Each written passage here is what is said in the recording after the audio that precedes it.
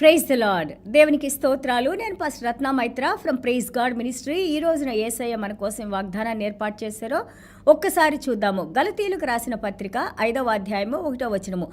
ఈ స్వాతంత్రమును అనుగ్రహించి క్రీస్తు మనలను స్వతంత్రులుగా చేసి ఉన్నాడు. కాబట్టి మీరు స్థిరముగా నిలిచి మరలా దాస్యమను కాడి క్రింద చిక్కుకొనొకడి.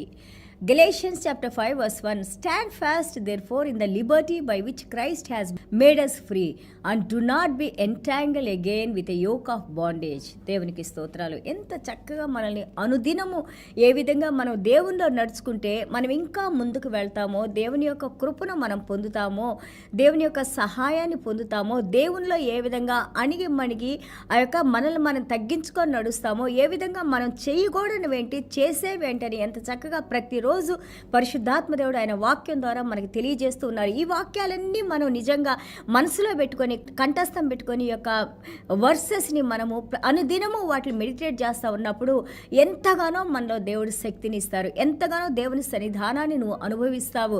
Freedom in Christ sets us free కదా. యేసయ్యలో స్వాతంత్రము. ఎప్పుడైతే యేసయ్య చూడండి ఆయన శిలువ మీద మరణించి ఒక లోక పాపాలను మోసుకుపోయే గొర్రెపిల్ల నీ బదులుగా నా బదులుగా మరణించి ఆయన పరిశుద్ధ రక్తాన్ని చిందించి, అంటే ఆయన ప్రాణాన్ని మన కోసం ఇచ్చి ఆ ప్రాణంతో మళ్ళీ తిరిగి చనిపోయిన మనల్ని ఆయన జీవింపజేసి మనము మరణించే వరకు దేవునిలో ఎలాగ మనం నడుచుకోవాలో, ఈ ప్రపంచంలో మనం ఉన్నా కానీ దేవుని బిడ్డలుగా దేవుని రాజ్యవారసులుగా ఏ విధంగా మనం జీవించాలో ప్రతిరోజు దేవుడు మనల్ని హెచ్చరిస్తూ అలాగే యొక్క వాక్యాలతో మనకి యొక్క సందేశాలను అనుగ్రహిస్తూ నడిపిస్తూ ఉన్నారు. దేవునికి స్తోత్రాలు.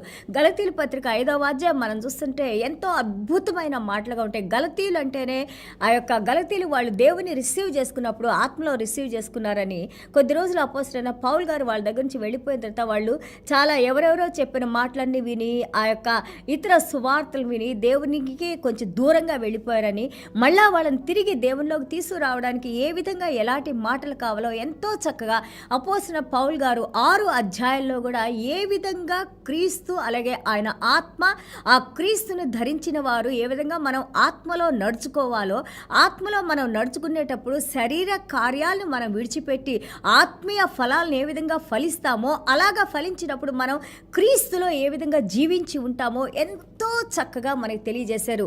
ఈ విధంగా నడుచుకుంటానికి కూడా క్రీస్తు ఆత్మ, ఆయన ఆత్మను మనలో ఉంచారని, ఆత్మ సహాయం చేసి నడిపిస్తుందని తెలియజేస్తూ ఉన్నారు. మీరు క్రీస్తులోకి వచ్చిన తర్వాత మళ్ళీ తిరిగి ఆ పాపం అనే ప్రపంచంలో లేదా ప్రపంచం అనే పాపంలో మనం పడిపోవద్దు. మన నడక, మన ప్రవర్తన, మన యాటిట్యూడ్ దేవునికి ఎంతో ముఖ్యమైనవి. అందుకే మన హృదయాన్ని మార్చడానికి ఆయన సువార్తను దేవుడు మనకు అనుగ్రహించారు. ఆ యొక్క సువార్తను మనం పొందిన తర్వాత కూడా మనం ఎలాగ జీవిస్తున్నామంటే, ఎలాగ ఉన్నామంటే, అలాగే ఉన్నామంటే, then what is the point of we receiving salvation and not walking in the salvation according to Christ heart. క్రీస్తు మనసును పోలి మనల్ని నడవమన్నారు, క్రీస్తు నడిచిన విధంగా మనల్ని నడవమన్నారు. మరి అదే కదా తిరిగి జన్మించడం అంటే, బోర్న్ అగైన్ అంటే, రక్షణలోకి వచ్చామంటే అర్థం ఏంటి? మా పాత జీవితాన్ని వదిలేస్తున్నాము, మేము యేసయ్యలో ఈ రోజున నూతనంగా జీవించి ఉన్నాము. ఇక నుంచి మేము జీవించేది మేము కాదు, మేము క్రీస్తు కొరకు జీవించేవారమి. క్రీస్తు మాలో ఉన్నారు. క్రీస్తు మమ్మల్ని ధైర్యపరిచి శక్తినిచ్చి సమాధానాన్ని ఇచ్చి అలాగే ఆయన మాతో నిబంధన ఒప్పందం చేసుకొని మాకు ఎలాంటి లోటు ఎలాంటి సమస్యలు రాకుండా ఆయన నడిపిస్తానని, అలాగే సర్వశక్తి కలిగిన దేవుడు మమ్మల్ని విడిచిపెట్టే దేవుడు కాదని, ఎడబాసే దేవుడు కాదని.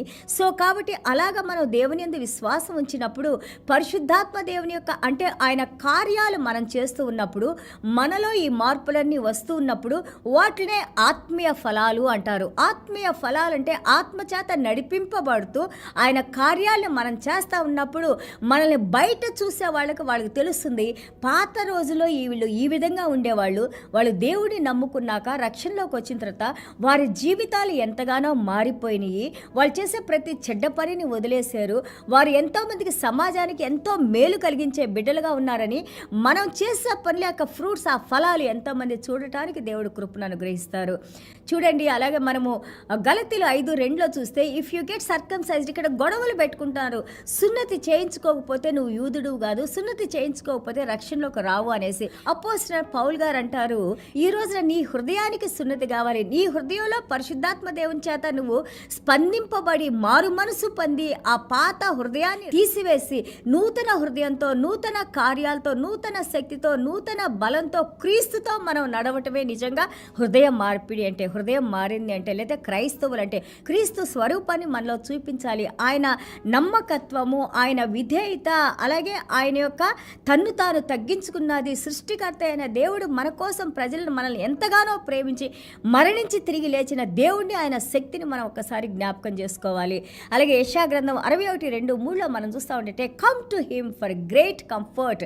ఆయన మనకి కంఫర్ట్నిచ్చి, ఆదరణనిచ్చి ఆయన నడిపిస్తానంటారు. People needs comfort. మళ్ళీ తిరిగి ఆ యొక్క ఆదరణ పొందటానికి, మళ్ళీ తిరిగి వారి జీవితాన్ని ప్రారంభించుకుంటానికి, అలాగే వారి కష్ట సుఖాలను మనం తెలుసుకొని వారితో కొంచెం మనం మంచిగా మాట్లాడినప్పుడు వాళ్ళకి అది ఎంతగానో ఆదరణ ఇస్తుంది. ఇక్కడ పరిశుద్ధాత్మ దేవుడు అంటున్నారు, నేను ఆదరణ కలిగించే దేవుణ్ణి.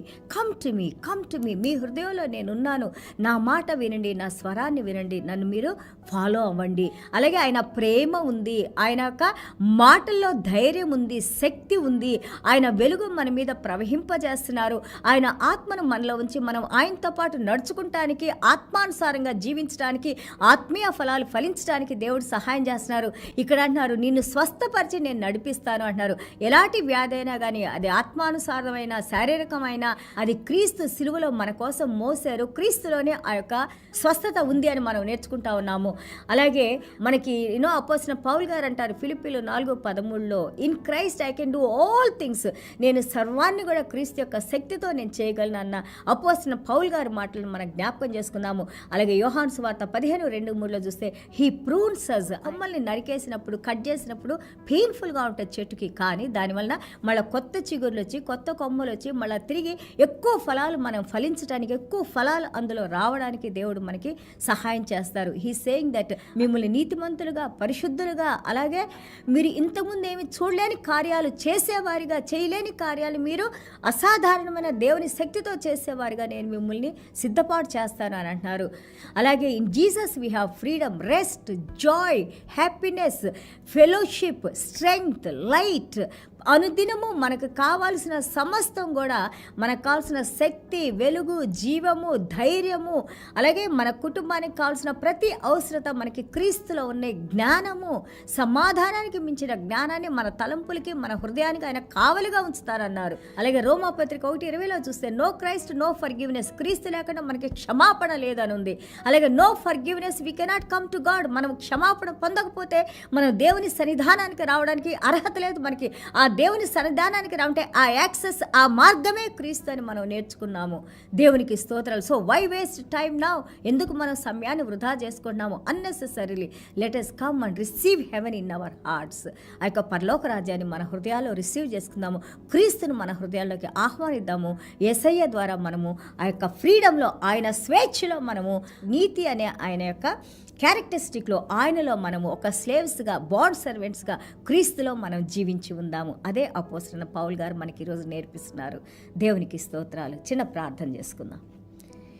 యేసయ్యా, మీకు వందనాలు, స్తోత్రాలు నాయన. Thank you Jesus for your grace and mercies lord. గొప్ప వాక్యాలు నాయన. అవును నాయన, మమ్మల్ని మేము తెలుసుకొని మళ్ళీ తిరిగి ఆ చిక్కుల్లో నాయన, ముడుల్లో నాయన ప్రభా, ఆ పాపపు ఆలోచనలో నాయన ప్రభా, అసూయతో నాయన, ద్వేషంతో నాయన, గలతీల పత్రికలో మీరు చెప్పిన విధంగా నాయన, శారీరకరమైన ప్రతి ఒక్క ఆ దుష్ట కార్యాలని నాయన మాలో నుంచి తీసివేసి నాయన, ఆత్మీయ ఫలాలు ఫలించే బిడ్డలుగా మమ్మల్ని దీవించమని ప్రభా, వాక్యం వింటున్నవారు, వినబోతున్నవారు, రాబో తరాలు నాయన ప్రభా, మీరు ఎంత గొప్ప దేవుడని, జీవం కలిగిన దేవుడని, శక్తి కలిగిన దేవుడని, మీ ద్వారానే మాకు పరలోక రాజ్యానికి మార్గం మీరే తెరిచారని తండ్రి, మీరు మమ్మల్ని ప్రేమించిన దేవుడని, మీ అందు విశ్వాసం ఉంచిన ఆయన ప్రభా, మీలో ఎంతోమంది అంటగట్టబడటానికి నాయన, మీలో జీవించి ఉండటానికి నాయన ప్రభా, మమ్మల్ని దీవించండి నాయన. ఇదిగో మీరు చెప్పారు నాయన, క్రీస్తులో మాకు సమాధానం ఉంది, క్రీస్తులో మాకు శక్తి ఉంది, క్రీస్తులో మాకు మాకు జీవం ఉంది, క్రీస్తులో మాకు స్వస్థత ఉంది, క్రీస్తులో మాకు నైనా ఈ యొక్క ప్రపంచంలో ఉన్న తండ్రి ప్రభా దేనికి కూడా నైనా మేము భయపడకుండా నడవాలంటే ప్రభా మీ వాక్యంలో మాకు ఆ ధైర్యం ఉంది నాయన ప్రభా. ఆ ధైర్యాన్ని మీరు నాయన ప్రభా మా హృదయంలో తండ్రి ప్రభా మీరు జీవించి ఉండి నాయన మమ్మల్ని అనుదినము తండ్రి ప్రభా మీ ఆత్మతో నడిపిస్తూ మీరే మహిమ ఘనత ప్రభావాలు పొందుకోమని యేసయ్య దివ్యమైన నామములో తండ్రి ఆశీర్వదించి ప్రార్థన చేస్తున్నావు తండ్రి. Amen. God bless you all.